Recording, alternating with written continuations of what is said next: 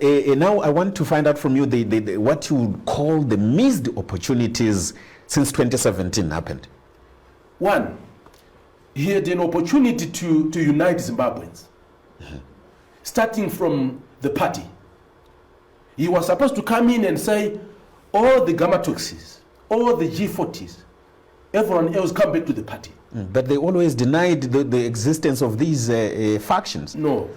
You were in there. I was in there. The factions do exist. Yeah. When I was there, the factions do exist.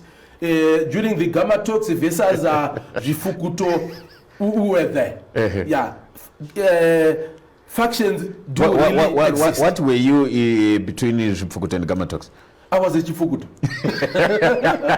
Okay. I was a Chifukuto, so that people get to understand. Yeah, exactly. I was on the side of the First Lady, the then First Lady, Dr. Grace Mugabe. Yes. Exactly. So after the Gamma Talks Chifukuto era, I then had a fallout with Grace Mugabe after they wanted us to then attack the then Vice President, who is now President Mnangagwa. And I said, why? We have not finalized the issues surrounding Mnangagwa, and now we are saying there is Gamma Talks too. What's this all about? But you had attacked Mnangagwa already? Yes, it was because we had been made to believe by the former president that she was guilty of certain allegations that she was being accused of. Because in August 2014, we had an interaction with the President Mugabe at State House, where he told us all sorts of issues about what his ministers were doing, what Mnangagwa was doing. So we believed him and confronted Mnangagwa on his behalf. Unfortunately, we had no evidence about it, but because we were told, and you see, we were very young. I'm not sure if the old men just took advantage of the innocence as young people, but we believed him and executed that thing on his behalf. So factions have always been there, and I'm not sure now because I'm no longer in there. I'm no longer in there. But G40 was there. So President Mnangagwa had an opportunity to bring back all the people because it was an intended a contestation for power. It was not. It should not have been treated like a crime. People should not have been punished for being loyal to President Mugabe. Because Mnangagwa also wants people to be loyal to him. So why should people who were loyal to the former president be persecuted? So he missed that opportunity to unite his party. Secondly, he missed an opportunity to build national consensus by bringing on board the then MDC alliance, which was led by Advocate Nelson Chamisa, but trying to accommodate them to be part of the governance system.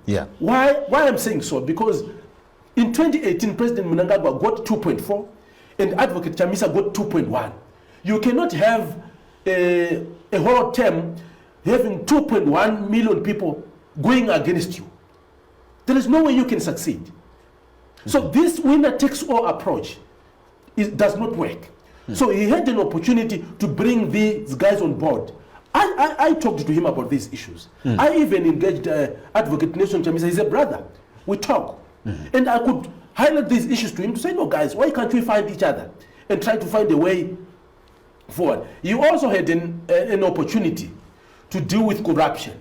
He also had an opportunity to deal with tribalism that had taken center stage in ZANU-PF. Because during the G40 era, remember there was this issue about Mazezura and Kongarebo. And some of us stood against that and said, no, we can't have that. And unfortunately now, it seems like there is reverse tribalism, where the old man seems to be on a drive to punish the Zezurus for whatever that he thinks the leadership that came before him sidelined the Karangas in a way. So it seems like... How is that? How are the Zurus being punished? No, I'm not saying this today. I even said it to him. At one point, I said, no, look at your leadership structure in ZANU-PF, in the Politburo. You are from Midlands? Yes. We can say your vice president Marxist. Marxist, Your vice president from Mad South. National chair is said to be from Manicaland, but those from Manicaland say she comes from Mashingo. That's from. But we know she comes from Manicaland. That's according to Manicaland people. They say she comes from Mashingo. And I said, no, look, the sector for admin comes from Matabele North. The commissar then was Rugeje. Yes. Mashingo. From Mashingo. Security was Matuke, Mashingo. Information and publicity was who was this one? Was also from transport and warfare, July Moyo, from Midlands. Legal affairs, Paul Mangwana from Mashingo. Production and labor, Josiah Ungwe from Mashingo. The youth affairs then was to Garepi from Mashingo. Deputy youth affairs was